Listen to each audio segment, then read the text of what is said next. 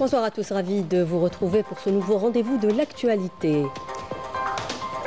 À la une, coopération africaine avec un domaine essentiel, celui de l'enseignement supérieur. L'Algérie offre des bourses d'études à des étudiants congolais, notamment dans des domaines clés comme la technologie et l'énergie.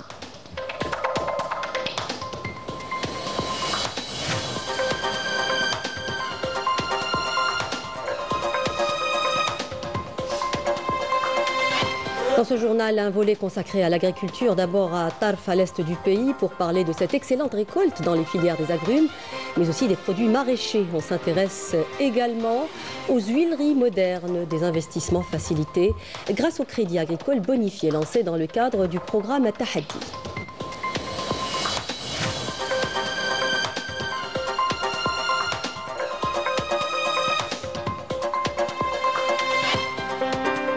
Dans l'actualité internationale, le lancement aujourd'hui dans les camps de réfugiés sahraouis des travaux de la conférence de solidarité avec le peuple sahraoui, avec la participation de plus de 40 militants venus de 14 pays. La conférence a pour objectif de protéger les droits fondamentaux de ce peuple, notamment celui à l'autodétermination.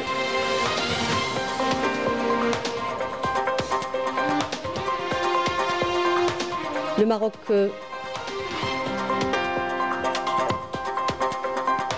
secoué de nouveau par une nouvelle vague de manifestations. Le peuple marocain continue de battre le pavé pour dénoncer la politique du Mersenne, notamment sa politique de normalisation avec l'entité sioniste.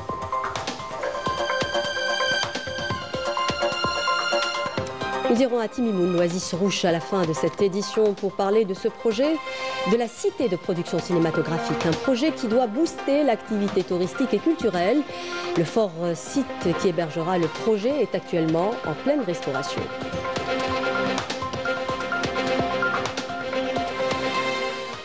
Bienvenue à tous. Coopération au début de ce journal. Le ministre d'État, ministre des Affaires étrangères de la communauté nationale à l'étranger et des Affaires africaines, Ahmed Attaf, est arrivé ce dimanche à Bangui pour une visite officielle en qualité d'envoyé spécial du président de la République, Abdelmadjid Tebboune. Cette visite s'inscrit dans le cadre des efforts communs visant à insuffler une nouvelle dynamique aux relations unissant les deux pays, ainsi que la coordination et la concertation autour des principaux défis posés au niveau africain et des moyens de les relever en prévision des prochaines échéances continentales. Lors de cette visite, le ministre d'État devrait être reçu par le président de la République centrafricaine, Faustin Archange Touadéra, pour lui remettre une lettre de son frère, le président Abdelmadjid Tebboune. Ahmed Attaf aura aussi une séance de travail avec la ministre centrafricaine des Affaires étrangères, Sylvie Baipo Témo.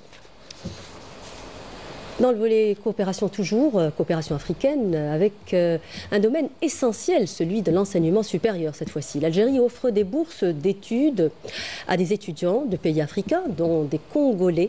Un partenariat qui touche des domaines clés comme la technologie, l'énergie ou encore la santé, nous dit Madame Damis dans ce papier.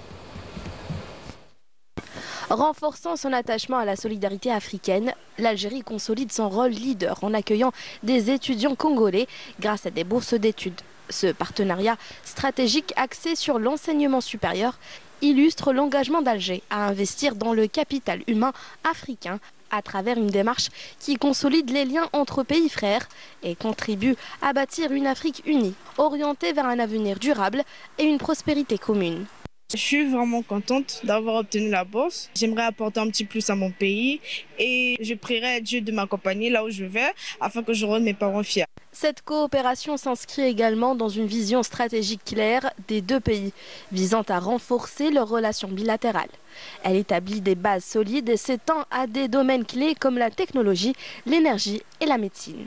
La particularité de cette année pour le programme boursier 2024-2025, c'est l'octroi de bourses réservées dans des écoles supérieures d'excellence. De son côté, la représentante du ministère de l'Enseignement supérieur du Congo a souligné que le développement des partenariats éducatifs avec des pays leaders comme l'Algérie constitue un investissement pour l'avenir.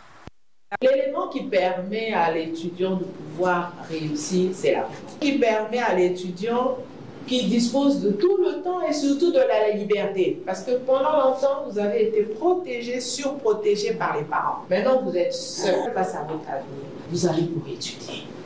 D'abord, on étudie, on obtient son diplôme.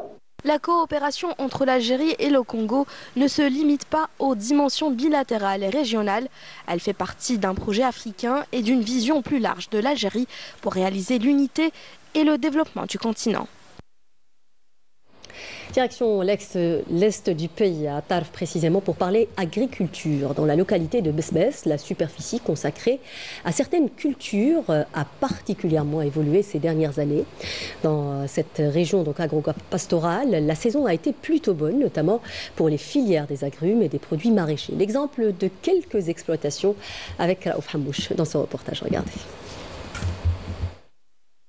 Qualité et abondance pour le secteur agricole dans la wilaya d'Al Taraf. La saison a été bonne ici à Besbes, une région à vocation agro-pastorale, où nous avons visité 2 exploitations agricoles, chacune reflétant les défis relevés et les succès de 2 filières, le maraîchage et l'agrumiculture.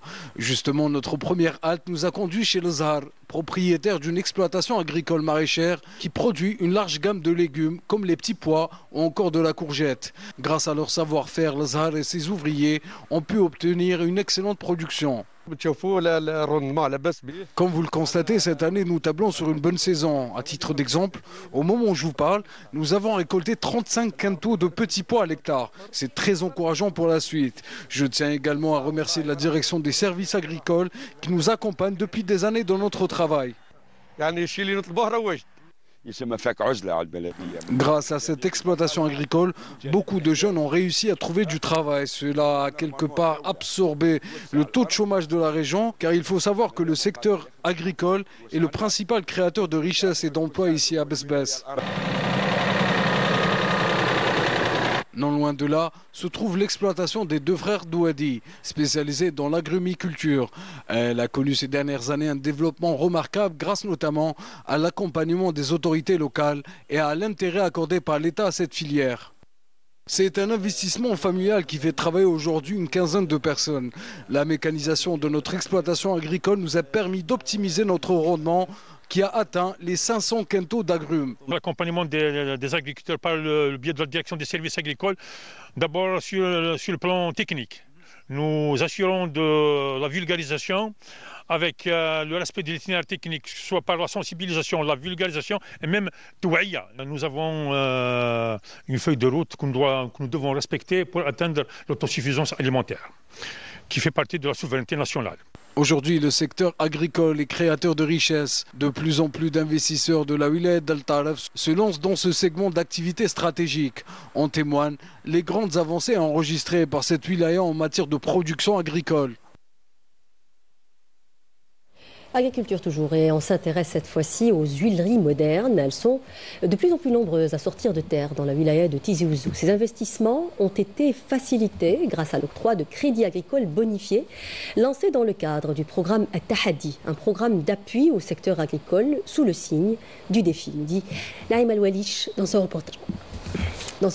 De plus en plus d'oléiculteurs investissent à la faveur des facilités bancaires accordées par l'État dans les huileries modernes comme ici à Mechras, près de Tizi Ouzou. Cet ancien commerçant vient tout juste d'acquérir cet équipement flambant neuf en inox, tout droit venu d'Italie pour la coquette somme de 3 milliards de centimes, dont 70% ont été prêtés par la banque avec remboursement sans intérêt sur 5 ans.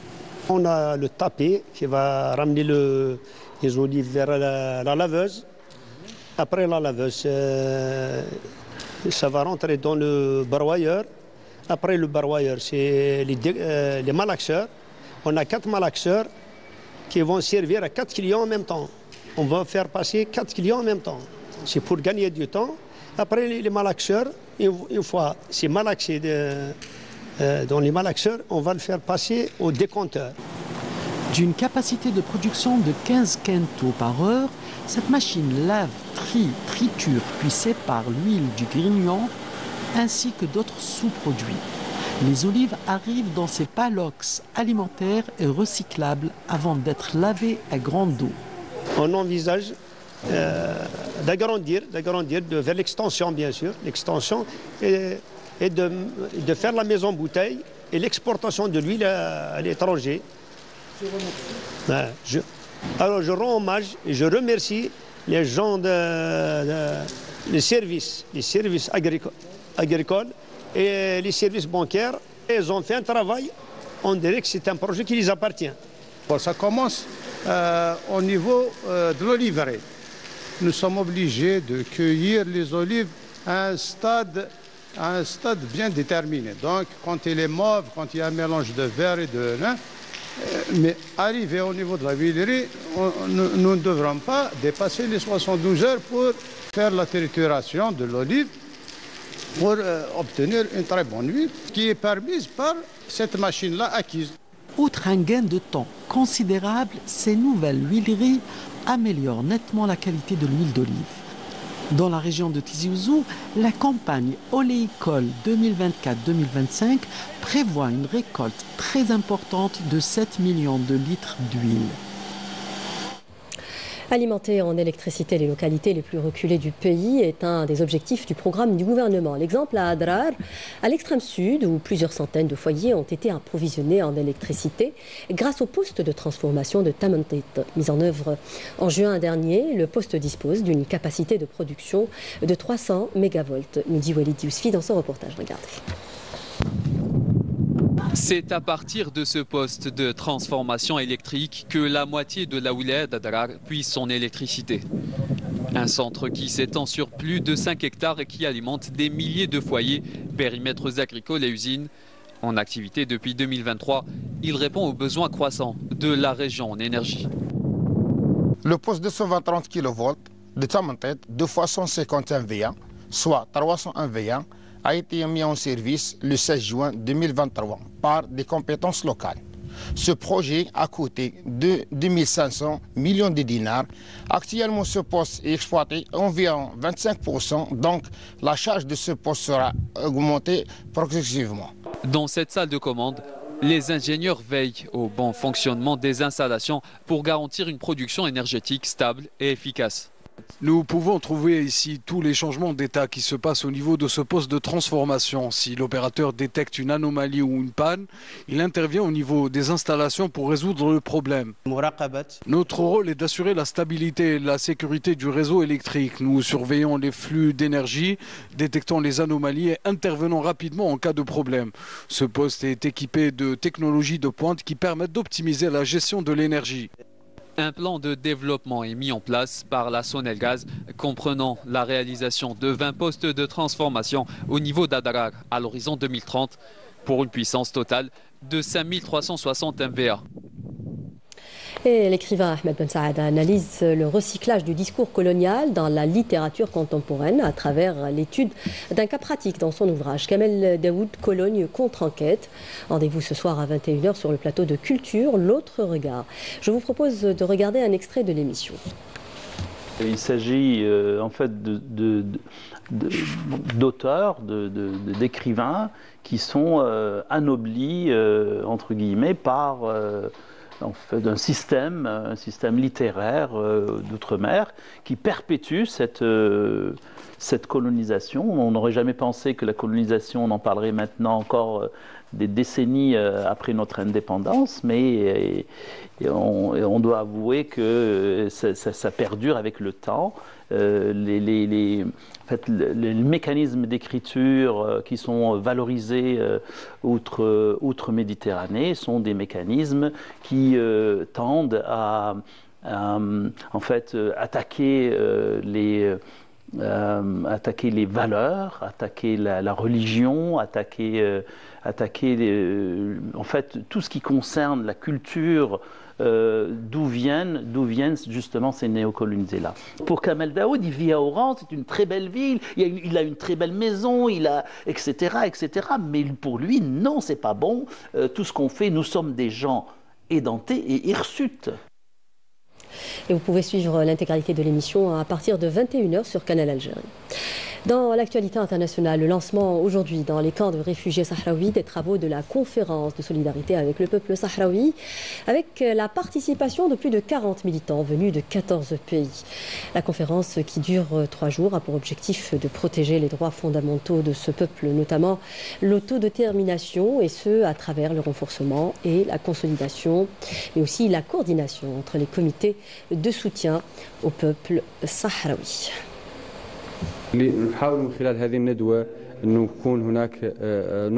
L'objectif de cette conférence est de renforcer la communication sur la question sahraoui, notamment à travers les médias, en mobilisant des militants, des activistes, des journalistes et même des créateurs de contenu venus de différents pays, ce qui permet de sensibiliser davantage et de donner une vision claire sur cette cause à l'échelle internationale.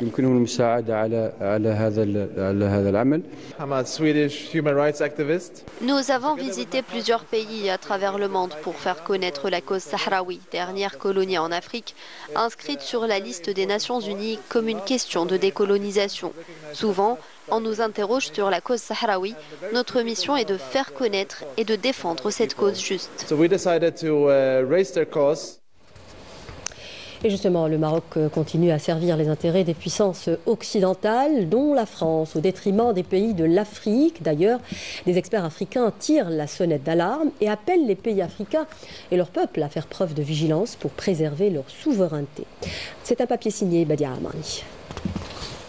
Des voix d'experts africains s'élèvent pour tirer la sonnette d'alarme en mettant en garde contre des dangers à venir qui guettent la souveraineté de l'Afrique entre les intérêts de la France et la traîtrise du Maroc. Au cœur des crises actuelles, la question du Sahara occidental dans la cause est soutenue en Afrique alors que des pressions sont exercées à l'étranger pour redéfinir la carte de la zone sahélo-saharienne. Et c'est dans cet entrefait qu'il y a évidemment l'affaire du Sahara occidental. Mais l'affaire du Sahara occidental, pour la France, c'est une indication de ce que l'Occident prend aujourd'hui comme mesure pour tenter de contrer les velléités de souveraineté du peuple africain. Parce que la question du Sahara occidental n'est plus discutable. Le Sahara occidental est pratiquement membre, pas pratiquement, est membre de l'Union africaine. Le Sahara occidental, en tant qu'État, sur le plan africain, ce n'est plus un débat. Remettre en cause l'existence de cet État, comme le fait la France, c'est tout simplement parce que, justement, elle veut contenter l'opinion marocaine, mais surtout les décideurs marocains. Elle veut aussi utiliser le Sahara occidental comme une porte d'entrée pour jouer un rôle d'influence énorme au niveau de la bande sahélo-sahélienne. Dans la proposition que le Maroc fera au pays de l'AES en termes de proposition pour pouvoir leur offrir une porte d'entrée, n'est-ce pas, maritime, c'était un port qui se situe dans un territoire querellé, dans un territoire dont le Front Polisario réclame comme étant son espace. Donc à partir de ce moment-là, la France pousse à son avantage. La France utilise le Maroc comme outil pour servir ses intérêts dans la région. Selon les experts, faire du Maroc un vassal a pour objectif de servir les intérêts politiques et économiques de la France et d'en faire une base arrière pour maintenir le chaos dans la région sahélo-saharienne. Donc, faire du Maroc un proxy pour que ce soit plus disputable, contenter les Marocains en donnant des gages de l'action française, j'allais dire, de l'accord de la France pour que la question du Sahara occidental pour la France à l'international ne soit plus discutable, faisant partie de l'espace marocain, pour mieux maintenant utiliser le Maroc diplomatiquement, politiquement, mais aussi comme espace vital pour continuer à s'aimer les désordres et le chaos totalement dans toute la bande sahélo-sahélienne. C'est pour ça que je dis souvent, il faut être vigilant. Il faut être extrêmement vigilant parce que ce qui se passe aujourd'hui au niveau de notre continent, qui est comme le dernier espace de la véritable bataille, la bataille finale qui opposera finalement l'Occident. Les experts africains mettent en garde contre l'implication du Maroc et appellent à la vigilance. Pour eux, les pays africains et leurs peuples doivent être conscients des plans qui sont en train d'être orchestrés dans l'ombre par le Marzen et ses maîtres sionistes. Au front interne, la politique du Marzen continue à susciter l'indignation du peuple marocain, notamment au sujet de la normalisation avec l'entité sioniste. Les manifestants ont été nombreux à battre le pavé une nouvelle fois pour exprimer leur ras-le-bol, nous dit Yamina Saïdji. Alors que le régime du Makhzen s'engage davantage dans une normalisation honteuse avec l'entité sioniste et renforce ses liens avec ceux qui bafouent les droits de l'homme en Palestine, le peuple marocain exprime fermement son rejet de cette normalisation à travers des manifestations incessantes dans tout le pays. Cette politique de normalisation va à l'encontre de toutes les valeurs fondamentales et des principes des citoyens marocains. Face à cette réalité, le Makhzen poursuit sa violation flagrante des libertés à travers la répression de la liberté d'opinion et d'expression, mais aussi en ciblant les journalistes, les défenseurs des droits de l'homme et les opposants à la normalisation par des poursuites judiciaires, des arrestations et des procès arbitraires. Malgré cela, plus d'une centaine de manifestations de solidarité avec la cause palestinienne ont été organisées par l'instance marocaine de soutien aux causes de la Oumma dans diverses villes marocaines. Objectif, dénoncer les crimes et la barbarie sioniste. Selon l'instance marocaine, ces rassemblements portent un message clair, l'attachement indéfectible du peuple marocain à la cause palestinienne et son rejet catégorique de toute forme de normalisation avec l'entité sioniste. Avec une détermination inébranlable et des manifestations quasi quotidiennes, le peuple marocain continue de défier les politiques du Makhzen et ses accords complices des violations, des crimes et des actes d'extermination commis par l'entité sioniste contre des innocents palestiniens. Au Maroc, toujours, la Confédération marocaine des PME a annoncé ce dimanche que plus de 40 000 entreprises ont été déclarées en faillite dans ce pays en 2024, au moment où le taux de chômage est passé de 16% en 2014 à plus de 21% en 2024. Un record jamais enregistré ces 10 dernières années. Le président de la Confédération a parvenu que les dissolutions d'entreprises pourraient connaître une forte hausse. Il a également réfuté les données partagées par l'Observatoire marocain des micro, petites et moyennes entreprises, dénonçant la diffusion de statistiques erronées. Dans l'actualité internationale, toujours à Reza cette fois-ci, où les bombardements génocidaires continuent, le bilan des martyrs s'alourdit. On parle désormais de plus de 47 800 morts et plus de 109 blessés sous les attaques de l'entité sioniste. Pas moins de 10 journalistes sont tombés en martyrs au mois de décembre. Le monde se mobilise pour réclamer la libération du docteur Houssam Abou Safia, actuellement détenu par le régime sioniste. Le point de la situation avec Sabrina Kchout. Journée sanglante à Raza. Une trentaine de martyrs, victimes de la barbarie sioniste, sont à déplorer du nord au sud du territoire occupé. Dans le nord, 11 personnes au moins sont tombées en martyrs très tôt ce matin, parmi lesquelles des enfants et des femmes, dans une frappe aérienne visant une maison. Passé la mi-journée, les secouristes étaient toujours à la recherche de 5 personnes, coincées sous les décombres, travaillant à main nue, à défaut d'équipement adéquat. À Jabalia, ce sont 9 Palestiniens qui ont été tués et d'autres blessés, ciblés directement par des raids sionistes. À l'extrême nord, des tirs d'avion du côté de Saftaoui ont fait un certain nombre de blessés, arrivés à la clinique Cheikh Radouane. Des missiles ainsi que l'artillerie de l'occupant ont également touché la ville de Raza. Nuseirat, au centre de l'enclave, compte pour sa part 5 martyrs et de nombreux blessés graves, suite à des bombardements aériens.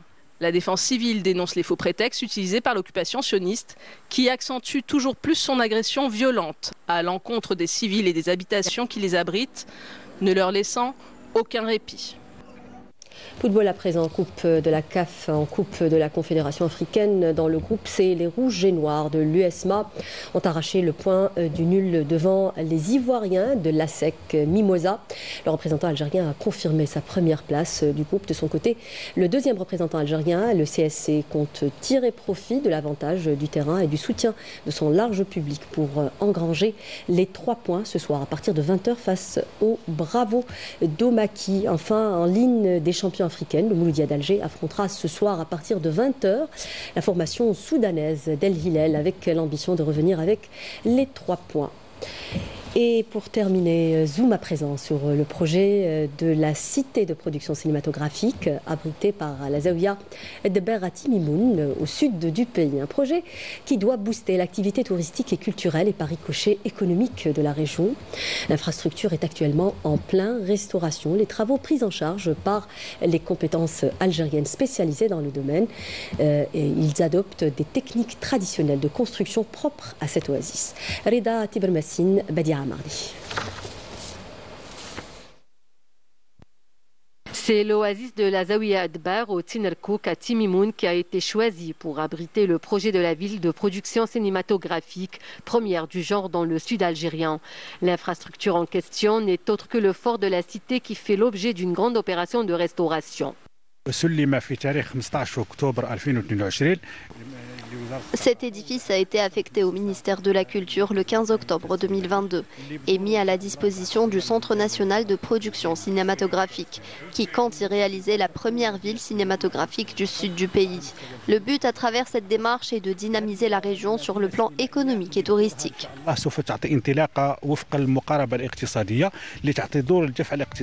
Les travaux de restauration sont confiés à des spécialistes algériens dans le domaine. Des matériaux de construction locaux sont utilisés pour préserver le cachet authentique spécifique à la région. Nous utilisons des matériaux tels que la terre crue et le bois pour la restauration. Les travaux se font en adoptant des techniques traditionnelles de construction. Nous mélangeons la terre crue et tous les matériaux et nous choisissons minutieusement le bois de palmier que l'on taille avant son utilisation. Ce projet tant attendu sera une bouffée d'oxygène pour la région. Il permettra de booster l'activité touristique et culturelle et par conséquent l'économie locale. C'est une bonne initiative qui permettra de réaliser des séries et des films notamment sur la Révolution dans notre région qui fait la fierté de l'Algérie. C'est un véritable acquis pour notre région et pour l'Algérie. Ce projet boostera non seulement le tourisme mais aussi l'économie locale et nationale. Cet important projet offrira un beau décor naturel pour permettre aux réalisateurs de donner le meilleur d'eux-mêmes. Il abritera des studios, des salles de montage, en plus de résidences pour l'hébergement des équipes de tournage.